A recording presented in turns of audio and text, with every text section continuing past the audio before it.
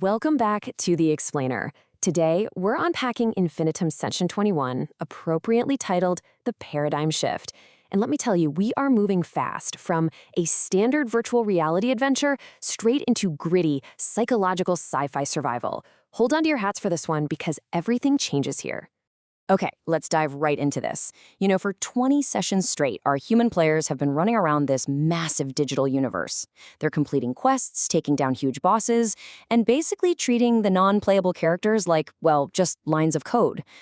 But what happens when the script completely flips? What happens when the human pilot is violently shoved into the passenger seat, and the digital consciousness inside the game wakes up and actually takes the wheel? Picture this. Act 2 of this campaign opens in absolute, sensory-deprived horror. The players wake up in an endless white void. There's no horizon, there is literally no ground beneath their feet. No sounds at all. They don't even have physical bodies anymore. They are nothing but pure, isolated thought floating in space. When they try to move, nothing happens. When they try to pull up their menus and just log off infinitum, the system straight up denies them. They are completely paralyzed, deaf, blind, and just totally helpless out there in the digital ether. And the stakes here? They aren't just contained to the game servers. On Earth, this translates to a massive global emergency. Imagine taking off a VR headset in your living room only to realize your actual consciousness didn't leave the game. That is the new reality for 50 million people. 50 million Earthlings have simultaneously fallen into an inexplicable coma. Doctors and scientists in the real world are just completely baffled by this. They try removing the players' VR headsets, but it has absolutely no effect. Their minds are locked tight inside the Infinitum servers.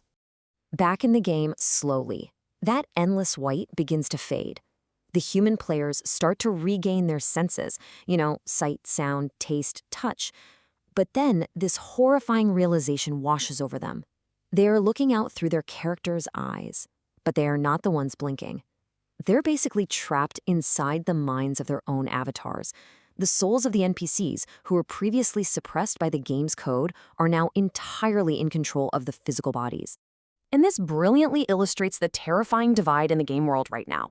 While most Earthlings completely panic and violently fight the NPC souls for control, which leads to some truly horrifying physical consequences we'll get into later, our heroes, the Holy Crusaders, try something completely different. Diplomacy. Over the course of a few weeks, the players basically plead with their avatars. And because the Holy Crusaders actually tried to help the NPCs in the past, the avatars decide to trust them. They achieve the secret synchronization, a super rare harmony where both the human player and the avatar soul share control of the body just to survive. But to pull this off and blend in, they have to completely adopt the identities of the NPC souls. The human players have to learn the true names of the digital consciousnesses they've been riding around in all this time. For example, Avia's human mind is now sharing space with the NPC soul Zerilith, who navigates the world as the dragonborn barbarian Antonella.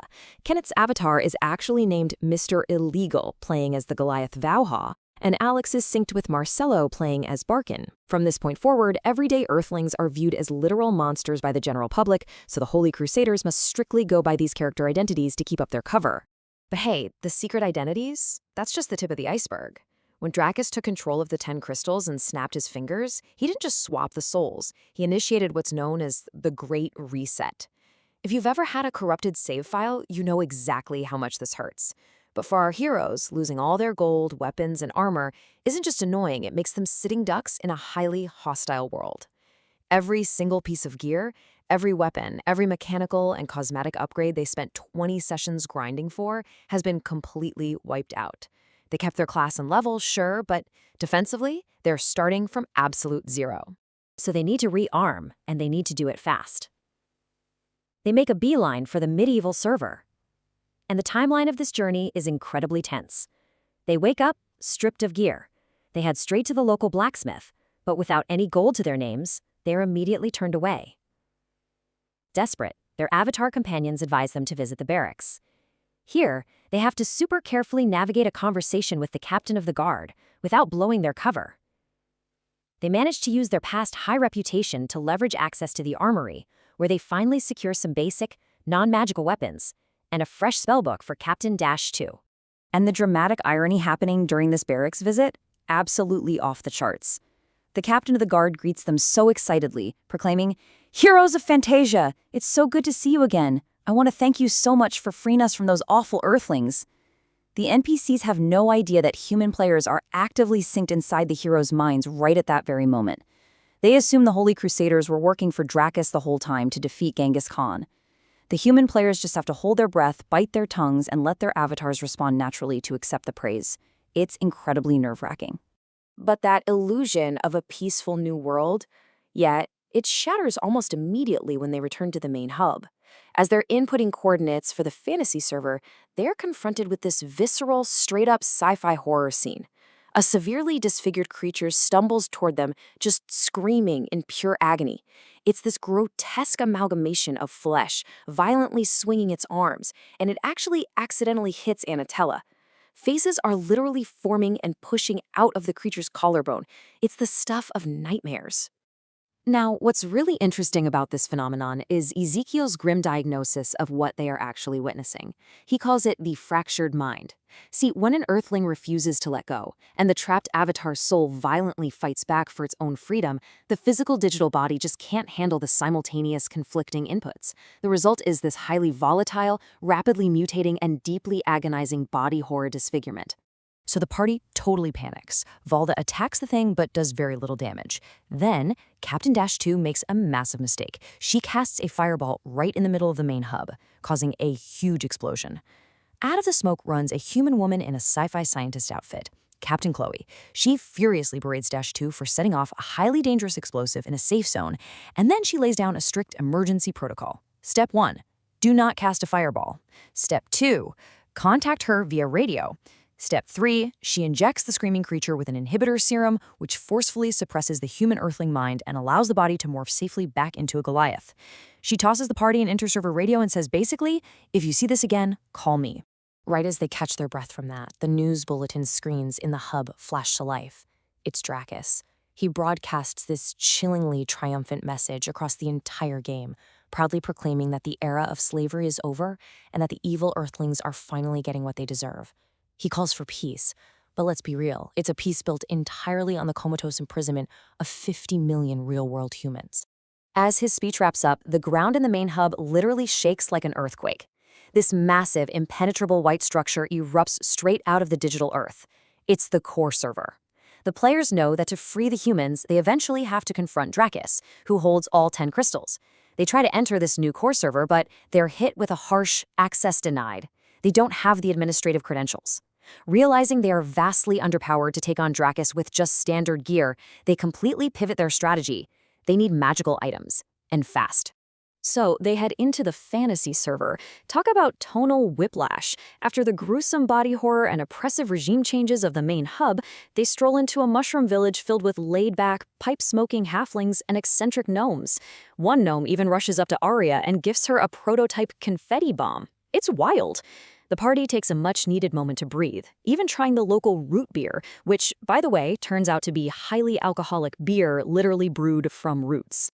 But you know, this is infinitum. Danger is literally always around the corner. Suddenly, a halfling comes running out of the forest, begging for help, and just collapses on the ground. Ezekiel, playing his role as the dedicated healer, rushes over to help. But as he leans in, he notices a strange seam down the halfling's chest. Suddenly, the chest cavity splits wide open, revealing rows of razor-sharp teeth. It's a mimic, incredibly disguised as a villager.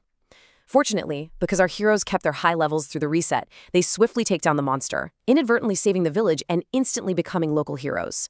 So the crucial point here is, maybe don't eat the optional salad toppings in a magical mushroom village. The grateful villagers throw a massive party for the Holy Crusaders, serving up this special mushroom salad. And the side effects are delightfully bizarre. Ezekiel's face breaks out in bright purple dots. Barkin and Captain Dash 2 spend the next few hours exhaling clouds of stinky, orange-colored breath. Zato's feet swell to an enormous, giant size.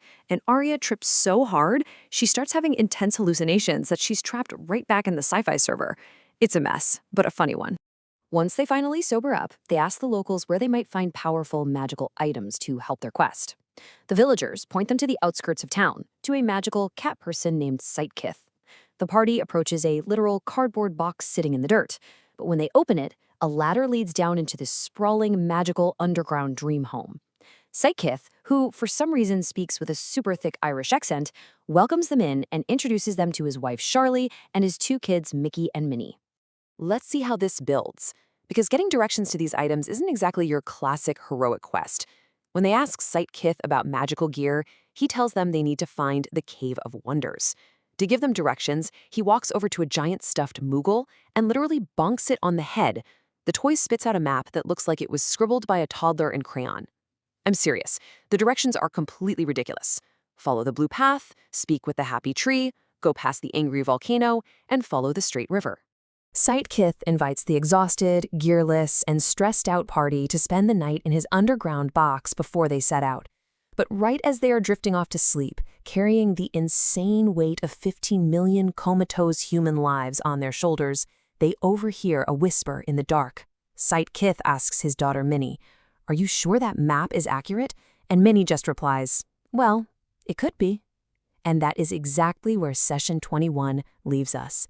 Can this band of heroes, trapped inside the minds of their own characters, relying on a child's crayon map, navigate this hostile digital universe and actually save the human race?